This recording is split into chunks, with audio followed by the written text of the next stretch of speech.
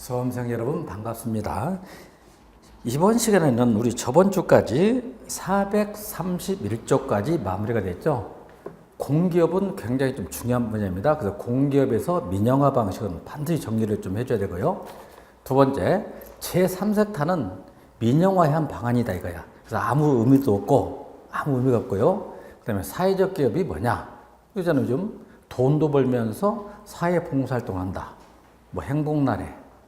SK그룹에서 하는 뭐 도시락 파는 거 있잖아요. 또 박원순 서울시장이 했던 뭐 아름다운 가게, 희망 제작소.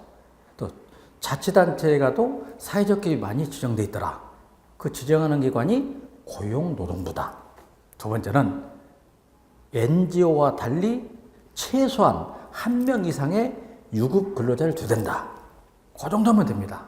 그 정도면 충분하고요.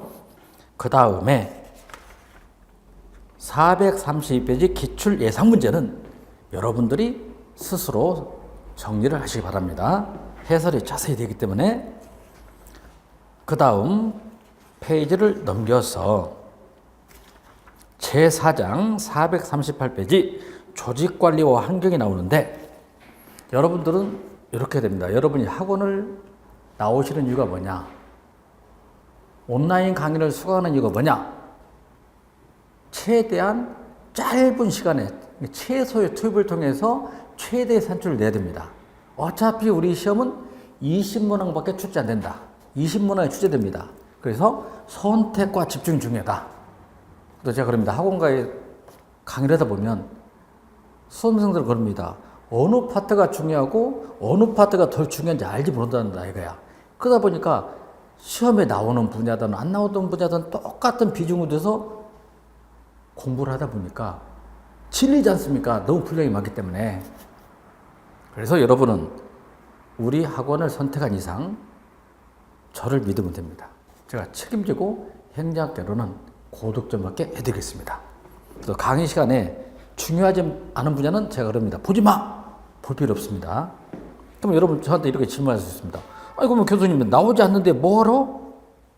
그 파트를 넣어놨습니까? 또 이렇게 질문하는 우리 수험생도 없지 않아 있습니다. 그럼 저는 한마디 답변합니다. 우리 수험생들은 심리적으로 그래요. A라는 교수는 분량이 1500페이지야. B라는 교수 분량은 1000페이지야. C라는 교수 분량은 100페이지야. 어느 걸 선택하겠어요? 수험생 입장에서는. 100페이지를 선택 안 한다 이거야. 무슨 일 아셨죠? 그래서 저는 엑기스만 가지고 제가 강의를 합니다. 438페이지 의사소통, 커뮤니케이션 그러죠? 우리 행정사 시험은 아직 나온 적이 없는데 의사소통이 이겁니다. 제가 가지고 있는 정보를 여러분들한테 전달한다. 의사전달, 의사소통, 커뮤니케이션 그러죠? 간단히 정리합니다. 개념. 라수엘은 의사전달의 요소로 첫째 전달자가 있어야 된다. 두 번째는 전달 내용이 뭐냐? 전달 내용. 셋째는 전달 과정 방법. 전화를 통해서, 뭐 휴대폰을 통해서, 그다음에 전달 받을 사람, 피전달자, 마지막 목표 달성 뭐죠? 효과. 5가지를 두고 있다. 그 다음에 의사소통 과정에서 1번 보지만 2번 과정 있잖아요. 과정에다 붙이고 있고, 의사전달 과정은 첫째 보내는 사람, 발신자, 전에 코드화를 시키죠. 코드화, 발송, 샌드, 통로, 수신자, 해독, 마지막 피드백. 두 번째 대각선적 의사전달은 공식 업무를 촉진하거나 개인적, 사회적 욕구 충족을 나타난다. 3번만 발표하세요. 의사전달 과정에서 피드백을 안 하게 되면 신뢰성, 정확성은 떨어지지만 의사전달의 신속도는 빠르다. 소가 대책임질을 하지 않는다. 이때는 신뢰성, 정확성 떨어지지만 빠르죠. 의사전달 신속도 빠르다. 그것만 발표하고요.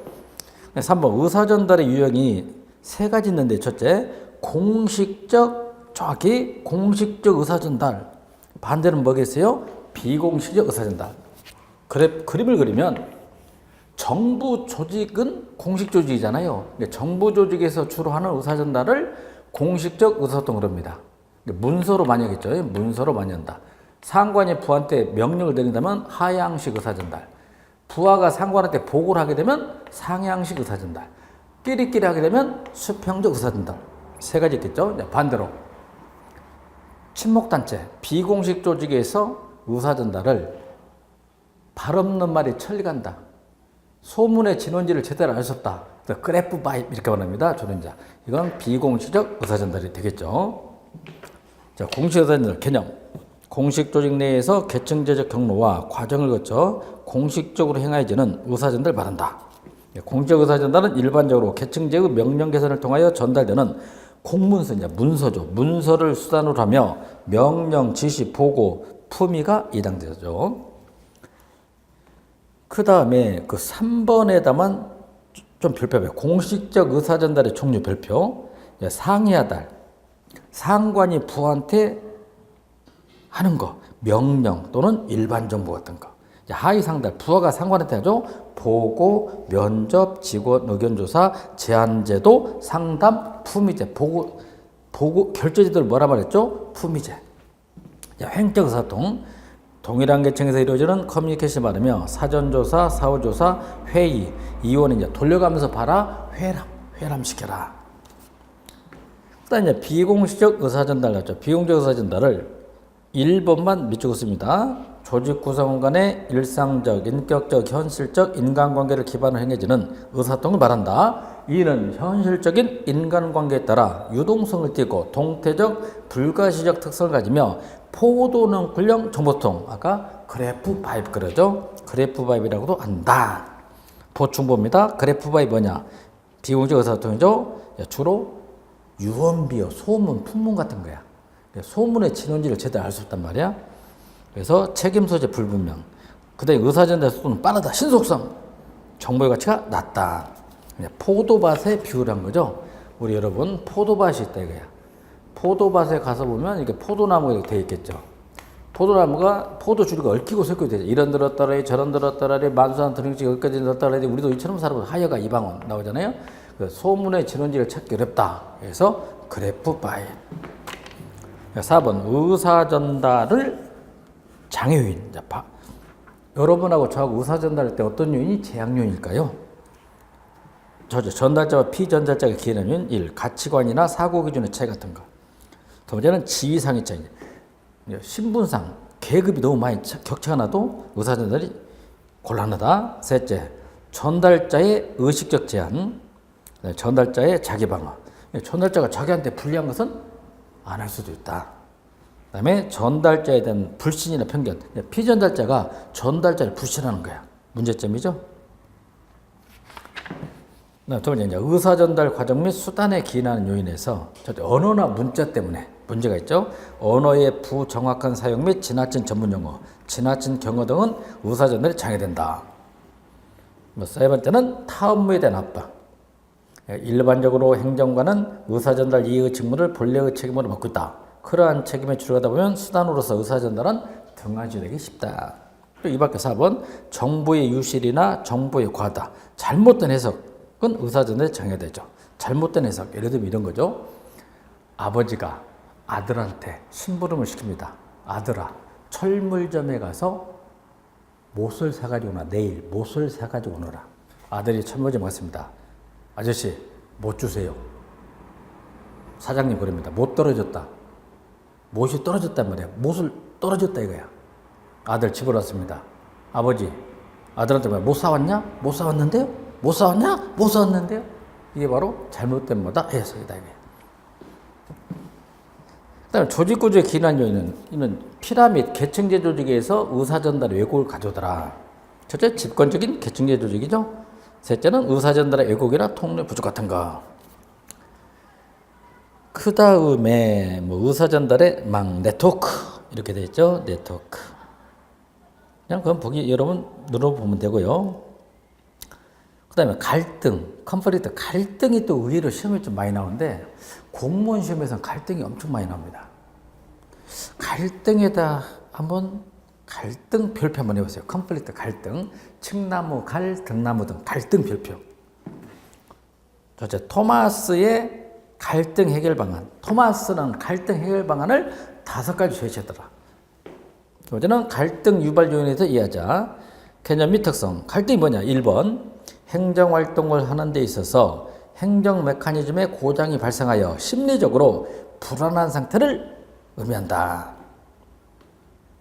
그리고 3번 집단 간의 갈등이 나타나면 집단 구성원의 응집성은 높아지죠. 예를 들면 A집단하고 B집단 간의 갈등이 초래되면 A집단 구성원들의 응집성은 높아진다. 그 다음에 5번 역할 갈등이란 두 가지 역할을 동시에 수행할 때 나타나는 갈등을 의미한다. 여러분들이 이제 해당되는데 갑돌이는 직장인으로서 역할이 있고 또 학원 와서 수험생으로서 역할이 있다. 두 가지 역할을 수행한다. 역할 갈등. 그 다음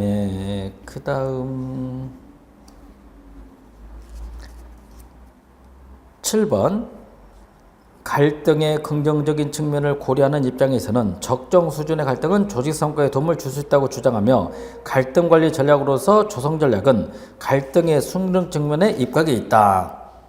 우리 이런 말 많이 하죠. 비 온 뒤에 땅이 더 굳어지더라 이거야. 적정한 수준의 갈등은 오히려 조직 발전에 기회가 될 수 있다.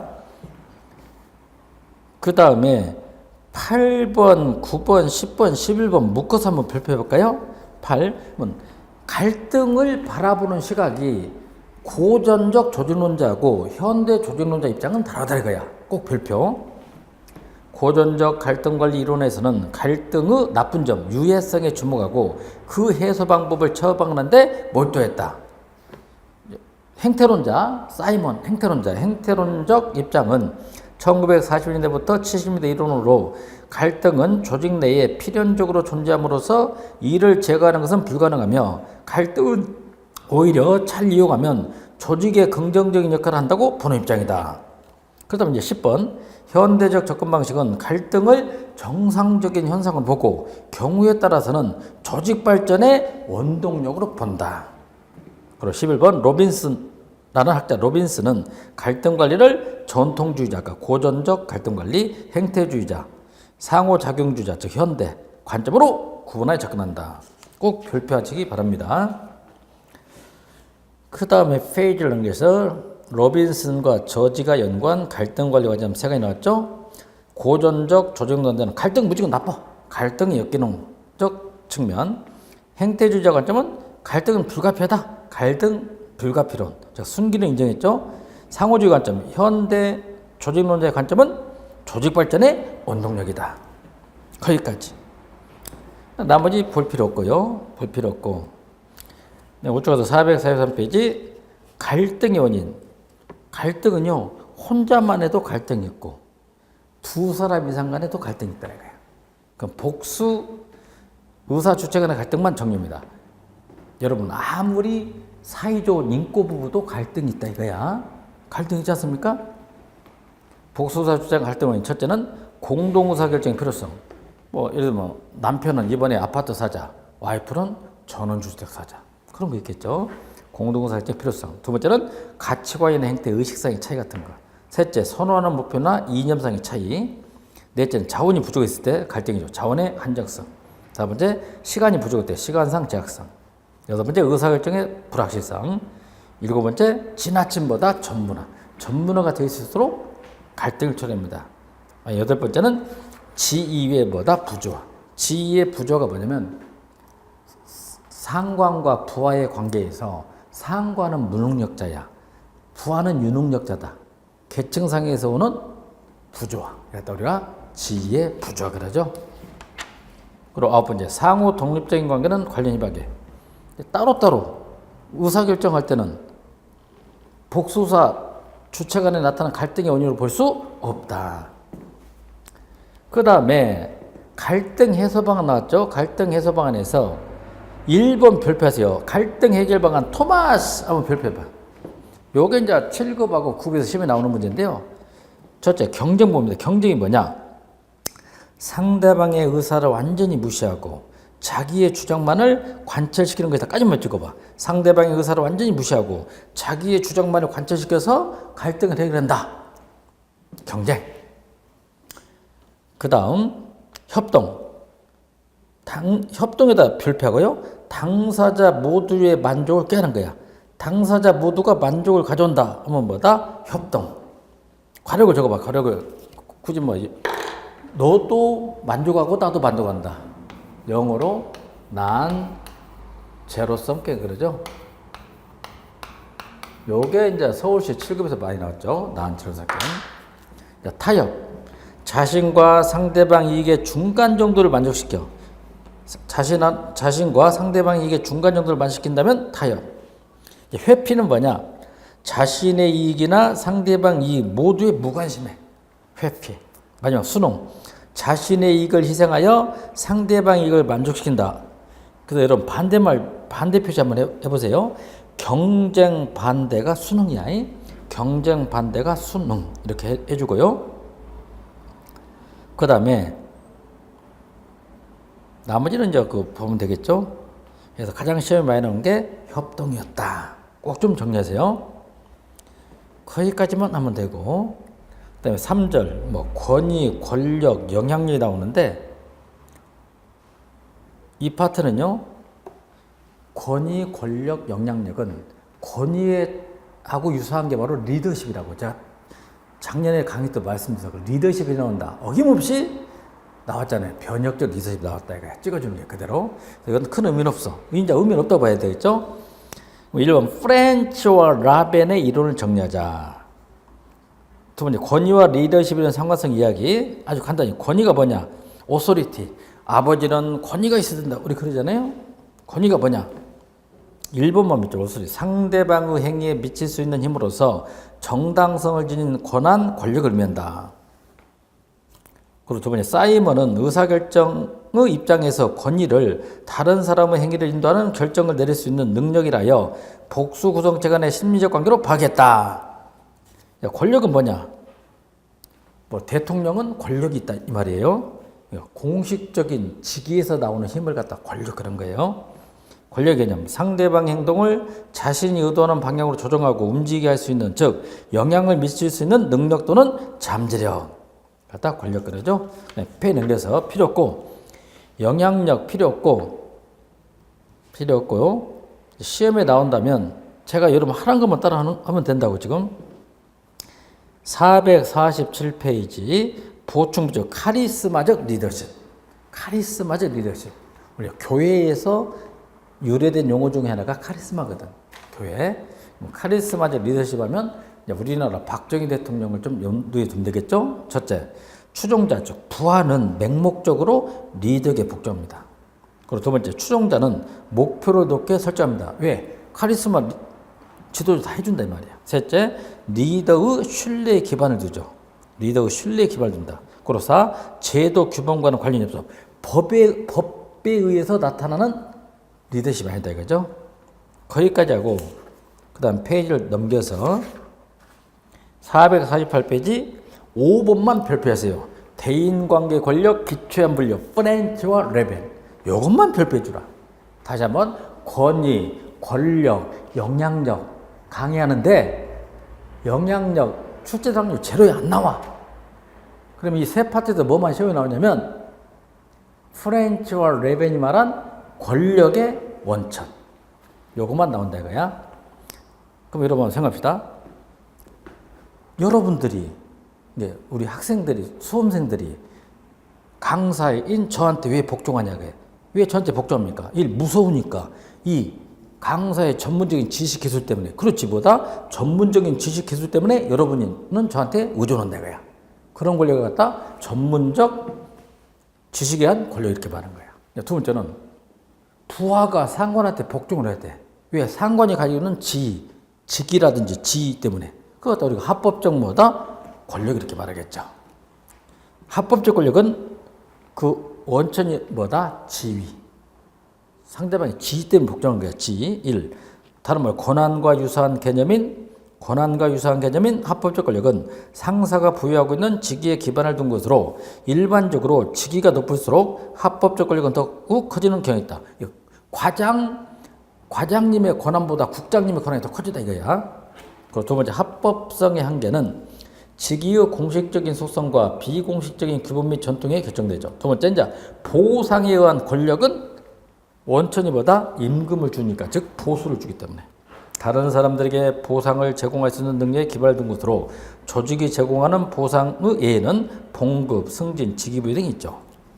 셋째, 전문적 지리적 권력, 다른 사람들이 가치를 두는 정보를 갖고 있는 정도에 기반된 것으로 다른 사람이 필요로 하는 전문적 기술이나 지식을 어떤 사람이 갖고 있어야 발생한다. 넷째, 강압적 권력은 처벌이나 제재가 두렵기 때문에 인간의 공포에 기반된 것으로 어떤 사람이 다른 사람을 처벌할 수 있는 능력을 가지거나 육체적 또는 심리적으로 다른 사람에게 이해를 가할 수 있는 능력을 가진 경우에 발생한다. 마지막에 준거적 권력, 자기하고 유사한 사람을 준거인 그러죠. 상대방이 권력 주체에게 동화되고 그를 본받으려 하는데 개출 권력. 준거적 권력. 첫째, 준거 집단. 개인이 생각하고 행동하는 데 있어 기준을 삼는 집단. 둘째, 부하들을 공정하게 다룬다. 셋째, 부하들의 이익을 보여준다. 넷째, 부하들의 욕구와 감정에 민감하게 대처한다. 그리고 다섯 번째 포인트죠. 자신과 유사한 부하를 선택한다. 그리고 여섯 번째, 역할 모형화를 시도한다. 그래서 여러분은 권위 권력 영향은 5번만 발표해 주세요. 프렌치 레벤. 리더십은 뭐 작년 우리 행정사 시험에 나왔기 때문에 올해 다시 나오면 안 돼. 다시 나오면 안 된다 이거야. 그럼 여러분 간단히 제가 설명해 보죠. 리더 십 이거거든요. 리더, 지도자, 십 능력, 지도력, 지도성, 지도자의 능력을 말하고 리더십. 그리고 리더십은 세 가지 함수로 구성되더라. 첫째, 리더가 있어야 돼. 리더. 이건 개인이죠. 리더에 따른 펠로우, 추종자, 즉 부하가 있어야 되겠죠. 그 다음에 시츄에이션, 뭐가 있어서 상황. 이 세 가지에서 리더십이 정해지더라. 첫째, 리더십은 전개가 얘기한다. 두 번째, 리더십과 관련한 학자 능력. 3번이 그냥 나왔죠? 주거니 받거니 거래 리더십. 변화 혁신을 추구한다. 변혁 리더십. 3회 우리 시험 문제 있죠? 개념만 정리해보죠. 여러 가지 상황 속에서 개인 혹은 집단을 조직의 공동 목표를 유도하는 리더의 창의적, 쇄신적, 자발적인 능력으로서 조직 목표의 달성을 위하여 구성원이 자발적으로 행동하도록 동기를 부여하고 영향력을 미치며 개인과 집단의 조정을 통하여 협동적 행동을 유도하는 것. 리더십의 대두배경에서 그냥 2번 리더십의 구성 요소는 리더, 추종자, 상황 변수. 거기까지만. 그 다음 페이지를 넘깁니다. 페이지를 넘겨서 리더십 이론의 주요 변천에서 자질론 반대 표시 상황론 한번 해볼까? 자질론 반대가 뭐다? 상황론 그럽니다. 자질론을 일명 특성론 이렇게도 말하죠. 자, 7번입니다. 이렇게 한 거죠. 개인, 지도자 개인, 지도자 개인의 신분, 기질, 자질, 특성, 요소에 바탕을 둔다. 그렇다 자질론적 리더십 이렇게 말하죠. 그래서 리더와 추종자와의 관계를 무시하는 거야. 추종자의 관계를 무시하고 리더 개인의 속성, 자질, 기질, 요소를 강조하면 자질론적 리더십 이렇게 말하죠.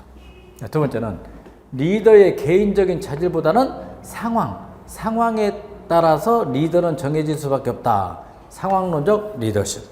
한번 예를 들어보죠. 관우, 삼국지에서 보면 관우는 수염이 길다는 이유 하나 때문에 리더가 되었다. 자질론적 리더십. 이순신 장군은 임진왜란이라는 상황이 있었기 때문에 영웅, 지도자가 될 수밖에 없었다. 상황론적 리더십. 이렇게 자질론 1번만 정리해볼까요? 선천적인 요인이나 기질, 특성, 전통을 중시한다. 속성론 1번, 2번 묶어보세요. 그냥 사회적 요인보다 개인적 요인을 중시합니다. 즉 리더의 특성과 자질의 발굴을 고려한다. 거기까지만. 상황론 1번, 2번 묶어주세요. 지도자는 그때그때 상황에 의해서 결정된다. 그리고 두 번째, 개인적 요인보다 사회적 요인을 중시합니다. 조직 구성원의 개인적 특성에 대한 관심을 고려하겠다.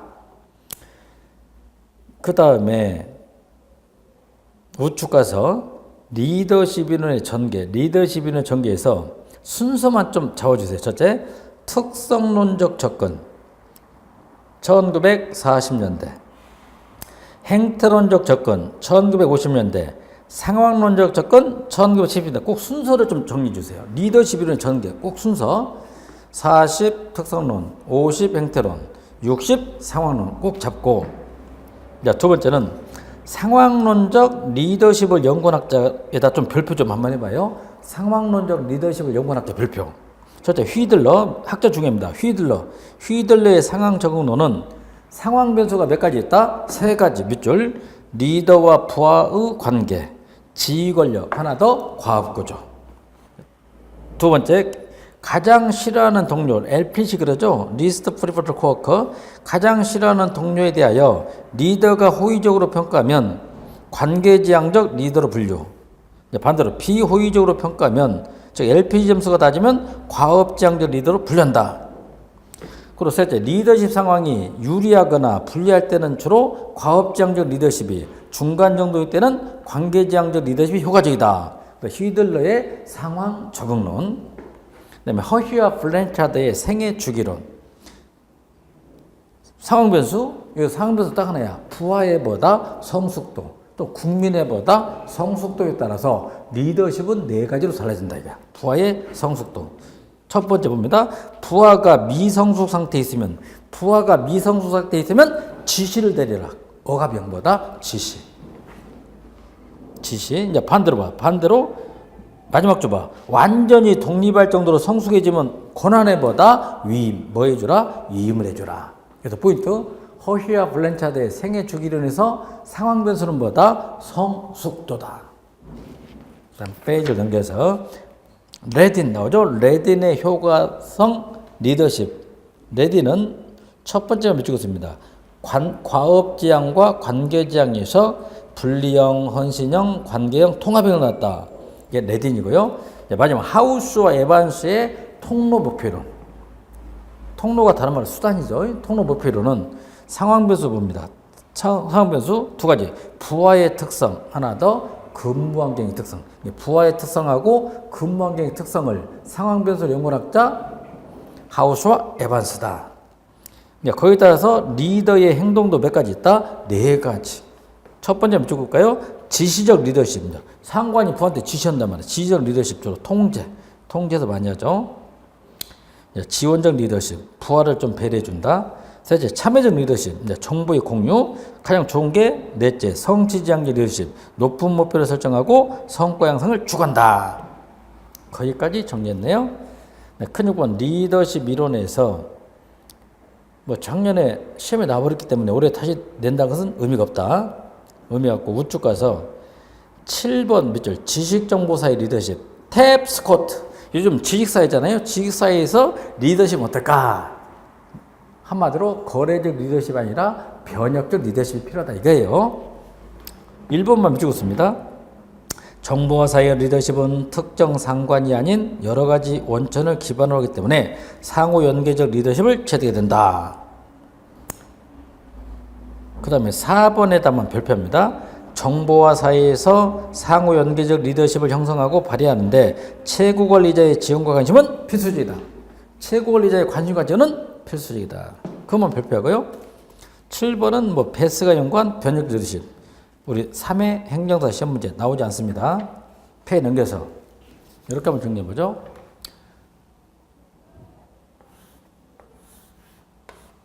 최고 관리자한테 필요로 한다.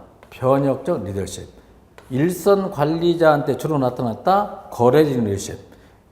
거래적 리더십은 간단히죠. 상관이 부하한테 월급을 많이 주면 보상을 많이 해주면 부하는 상관한테 노동력을 제거한다. 주거니 받거니 교환적 리더십, 거래적 리더십. 그래서 핵심 바로 심리적 요인이 아니라 바로 뭐다? 경제적 보상이다. 그 얘기죠.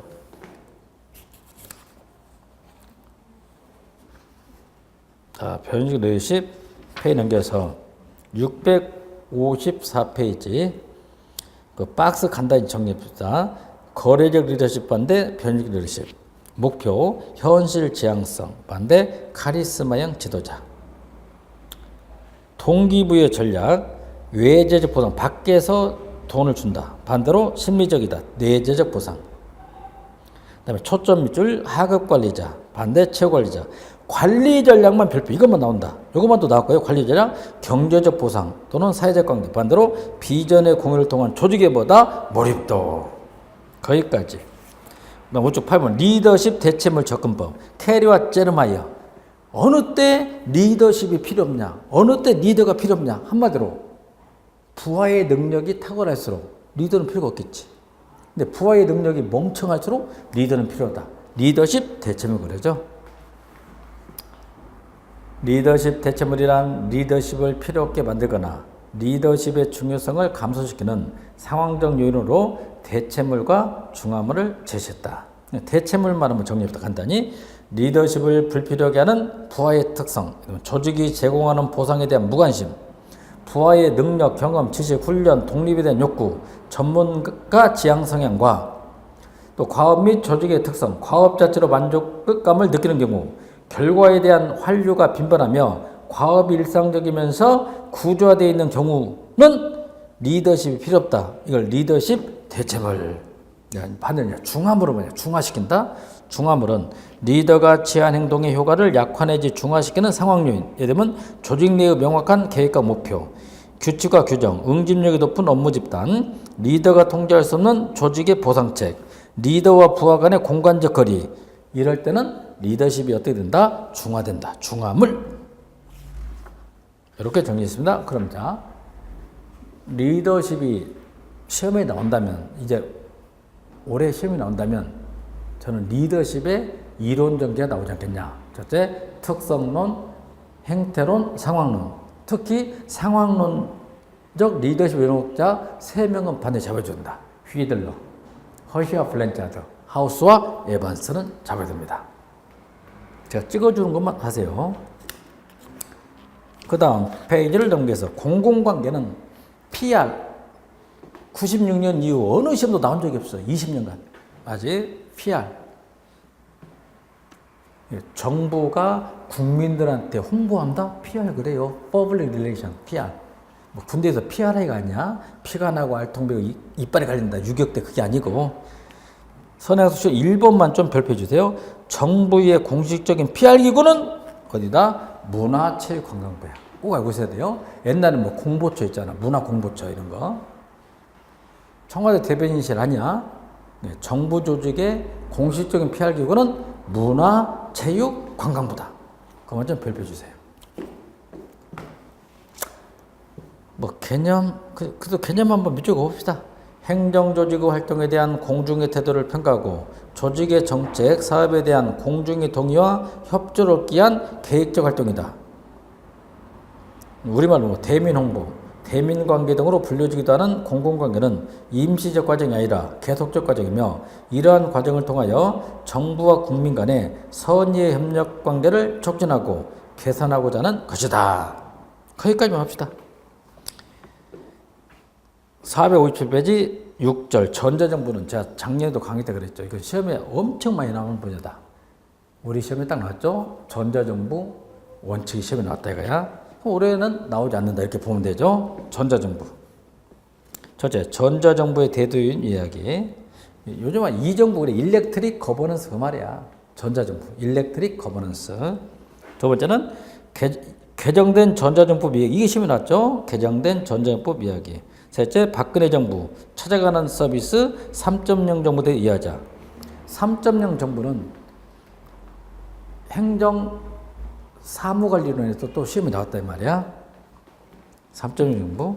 네, 페이지 넘겨서 전자정부 뭐냐 개념. 첫째, 정보통신 기술을 활용하여 정부 업무 처리 방식을 혁신하고 이를 통해 행정의 효율성과 생산성을 높이면서 국민에게 신속하고 질 높은 행정 서비스를 제공하는 정부다. 두 번째, 대민 행정 측면, 내부 행정 처리 및 정책 기준 측면, 조달 측면 등의 세 측면이 상호 유기적인 작용하면서 온라인 네트워크를 통해 공공재화나 서비스를 상호간에 제공하는 정부 구조. 전자정부 대도인, 왜 전자정부가 나타났을까요? 1번, 2번 반대표시니까 기술이 발달했다. 기술 결정론적 관점. 네트워크, 시스템, 소프트웨어 발달 같은 거. 사회 결정론적 관점은 국민들이 원해서 나타난 수요적 측면. 수요적 측면에서는 딱 하나만 정리해서 니은만 별표나봐. 정부 실패 극복, 행정의 분권화, 지방화 추구. 이것 때문에 무슨 실패 극복에 의해서? 정부 실패 극복. 분권화, 지방화 추구 때문에. 거기까지만. 그 다음에 3번 80년대 말 선진국들은 재정적자 위기 속에서 정부 내의 낭비율을 제거하고 행정 효율화를 추진하는 것을 정부 계획의 주요 가치로 설정했죠. 이제 93년 미국 클린턴 행정부가 저비용 고효율을 목표로 정부 재구축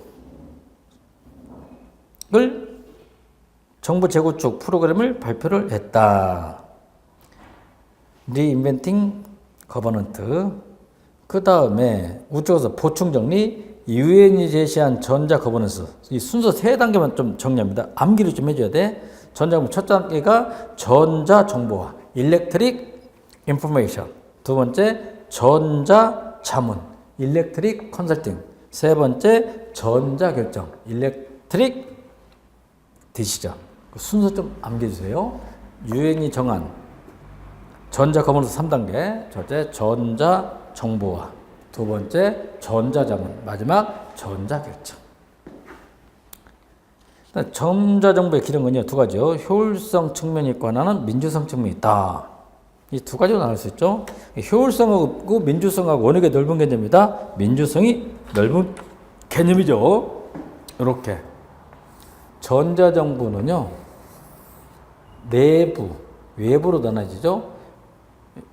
정부 부처 간의 정보를 공유하게 되면 합리적이고 신속한 정책 결정이 가능하다.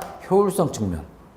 정부가 가지고 있는 정보를 국민한테 알려주면 국민들이 참여가 되죠. 이때는 민주성 측면. 이렇게 나눠지죠. 효율성. 기업, 공공기관 간 행정정보 공유죠. 그 두 번째 예제는 행정업무 재설계, BPR, 비즈니스 프로세스 리엔지니어링 같은 거. 리얼, 이제 전자결제. 비읍 원격 화상회 같은 거, 시옷 원격 근무제, 이응 정보와 책임관 CIO. 이걸 통해서 효율성을 높인다. 반대로 민주성은요. 첫째, 공공기관과 시민의 행정정보 공유. 니은 민원 처리의 온라인화. 디귿 원스톱 서비스, 난스톱 서비스, 제로스톱 서비스, 불만 제로, 제로스톱 서비스. 리 온라인 설문조사 같은 거. 비읍 전자 조달. 요즘 조달할 때도 계약할 때도 전자 조달이에요. 입찰. 그다음에 세금 낼 때도 전자 납세. 전자정보의 특성은 뭐냐? 첫째, 원스톱 행정 서비스죠. 한 기관에서 모든 업무를 처리해라. 두 번째, 난스톱 서비스. 즉시 처리. 즉시 처리하시오. 그다음에 관할 구역을 탈피할 수 있죠. 자기가 가까운 관공서에 가서 할 수 있다. 관할 구역의 탈피. 다섯 번째, 지능 있는 미래지향적 정보 구현. 당연히 여섯 번째, 누구 중심? 고객지향적 정부죠. 고객지향적 정부 구현. 앞에 넘겨서 여덟 번째, 부처별, 기관별 업무 처리가 아닌 요즘 어떻게 통합적 처리. 그다음에 전자정부 대표 포털도 운영하고요. 네, 10번, 백오피스와 프런트오피스 관계 추수. 앞에서 도와준다, 프런트오피스. 보이지 않는 뒤에서 도와준다, 백오피스. 간격의 축소다. 정보통신과 관련된 기술이 몇 가지 있는데요. 첫째, GPKI라는 게 있죠. GPKI, 행정전자서명, 인증서 발급, G포시, Government for Citizen, 각종 민원을 인터넷으로 한 번에 처리하는 정부 민원 포털을 갖다 G포시 그럽니다. 행정자치부가 가지고 있죠. 정부 민원 포털 G포시. 그다음에 데이터 마이닝. 데이터 간의 상관관계를 인공지능 기법으로 자동적으로 알려주는 기법으로서 과거에는 알지 못했지만 축적된 데이터 속에서 유도된 새로운 데이터 모델을 발견하여 새로운 전략적 정보를 추천하는 정보 추출 및 지식 발견 기법을 데이터 마이닝. 그다음 5번, 6번 묶어서 반대 표시하고 인트라넷, 반대는 엑스트라넷. 인트라넷과 엑스트라넷. 내부죠. 인이니까 내부라는 말이죠. 내부. 현대 자동차 내부에서 인사에 관한 정보를 공유한다. 인트라넷. 현대 자동차와 기아 자동차 간의 인사에 관한 정보를 고려한다. 밖에니까 뭐지? 엑스트라넷. 이렇게 정리하면 되겠죠. CRM에다 적었습니다. 커스터머 릴레이션십 매니지먼트. 이게 서울시 구급하면 나왔는데 CRM. 고객과 관련된 기업부 내외부 자료를 분석 통합하여 고객 특성에 기초한 마케팅 활동을 계획하고 지원하며 평가하는 과정을 CRM 그러죠. 그 다음에 10번 밑쪽이죠. 전자정부 아키텍처, 일렉트릭 아키텍처. 부산광역시가 최초 도입한 게 전자정부 아키텍처죠. 전환직 승진시험에 나오죠. 특채시험에서 업무 수행에 필요한 데이터, 업무 지원 응용 시스템 실행에 필요한 정보기술 등을 체계적으로 정리한 청사진으로서 지금도 밑줄 전자정부 추진의 기본 밑그림을 의미하며 일정한 기준과 절차에 따라 업무 응용, 데이터, 기술 보안 등 조직 전체의 구성 요소들을 통합적으로 분석한 뒤 이들 간의 관계를 구조적으로 정리한 체제 및 이를 바탕으로 정보화 등을 통하여 구성 요소들을 최적화하게 한 방법. 한마디로 전자정부 추진의 기본 밑그림, 청사진을 우리는 정보기술 아키텍처. 그다음에 1번 전자정부의 보편적 서비스. 전자정부가 도입했다. 보편적 서비스가 돼야 되겠죠. 농촌에 사는 사람, 도시에 사는 사람 차별이 있으면 안 된다. 부자, 가난한 사람 차별이 있으면 안 된다. 보편적 서비스죠. 개념만 정리합시다. 언제 어디서나 누구라도 전자정부 서비스를 적정한 요금으로 쉽게 이용할 수 있다는 의미에서 전자정부 보편적 서비스를 불린다. 그리고 두 번째, 소유 없는 공간. 전자정부 서비스, 전자민원 집포시, 웹 표준 및 웹 접근성 개선으로 디지털 불평등을 해소한다. 거기까지만 정리합시다. 나머지 의미 없다. 페이 넘겨서.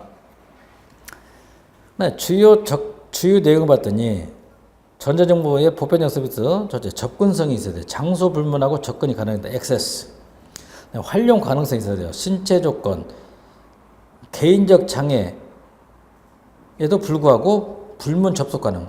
장애인들도 컴퓨터에 쉽게 접속할 수 있도록 도와줘야 된다 이거야. 문자, 이제 전자문자 이런 거 있잖아요. 세 번째는 훈련과 지원이 필요하다. 교육으로 인터넷 활용 능력을 높여주자. 유의미한 목적성, 정보 시스템이 개인적, 사회적 의미 있고 만족이나 격리 성취에 도움을 주자. 마지막, 요금이 저렴해야 돼. 비용 대비 효과성이 있어야 되고 빈곤 등 경제적 이유로 인한 이용 배제 및 방지. 우리나라도 뭐 기초생활수급자한테는 통신요금을 깎아주잖아. 이게 바로 보편적 전자정부다. 거기까지 하면 되겠습니다. 그 다음에 참고 전자정부 전개과정에서 밑에 큰 2번 밑줄 전자정부 변천 봅니다. 첫째, 1995년에서 2000년 거버넌트 1.0은 WWW죠. 월드와이드 앱. 하나 밑줄 정부 중심이야.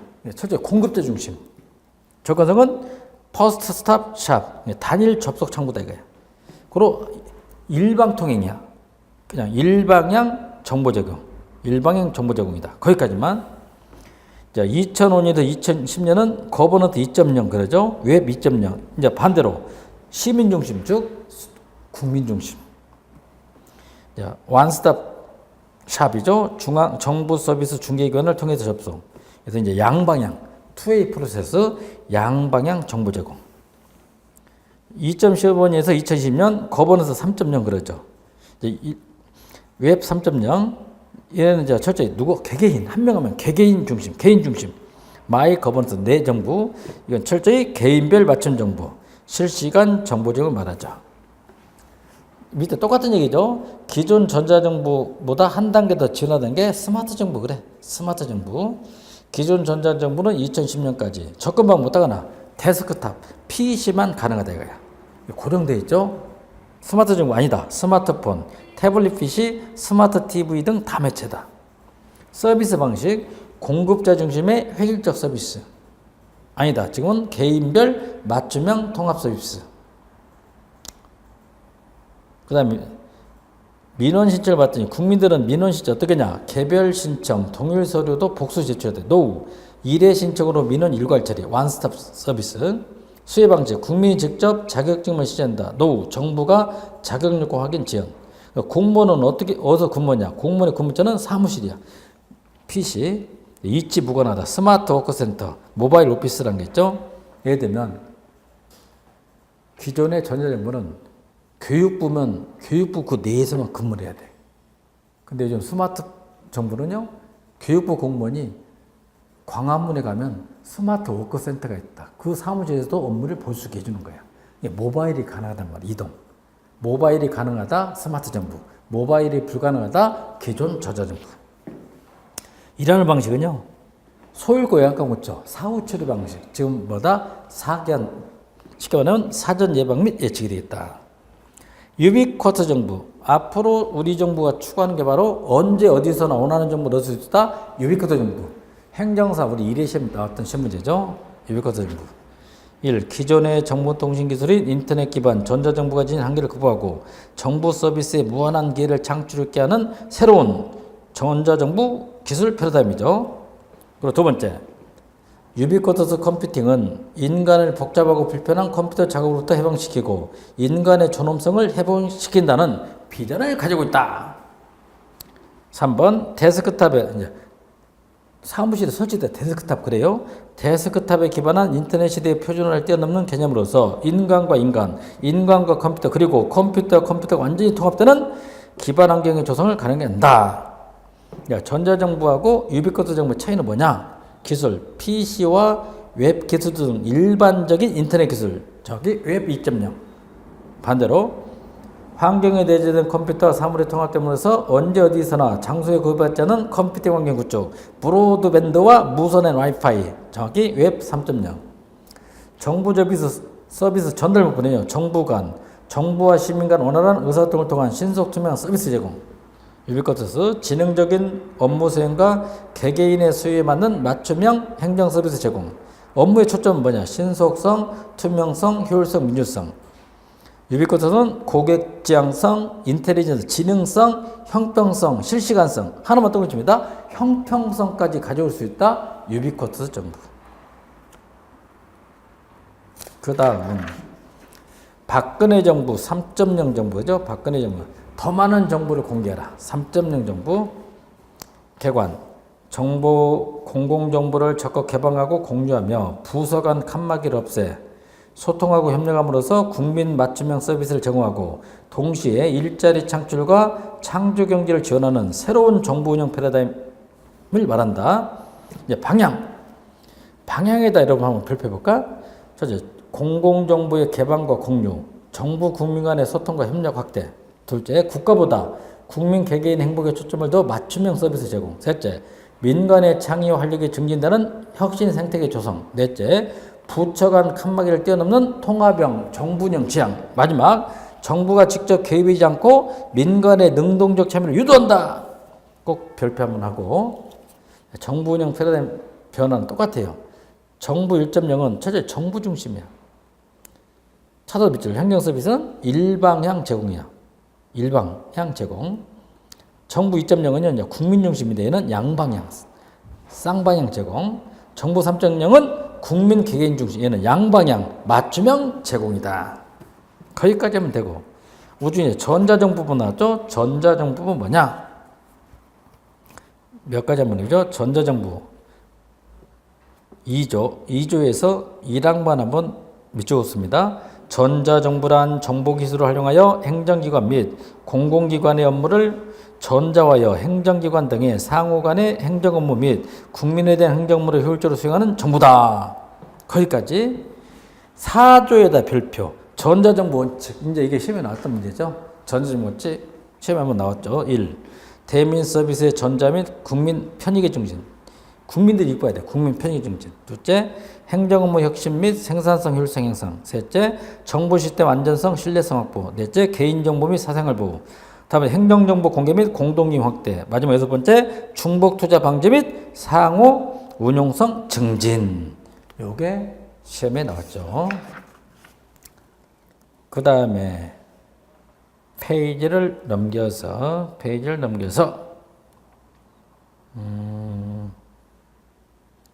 13조 그냥 묻죠. 13조 밑줄. 행정정보의 전자적 제공에 따른 비용 부담은 누가 내냐?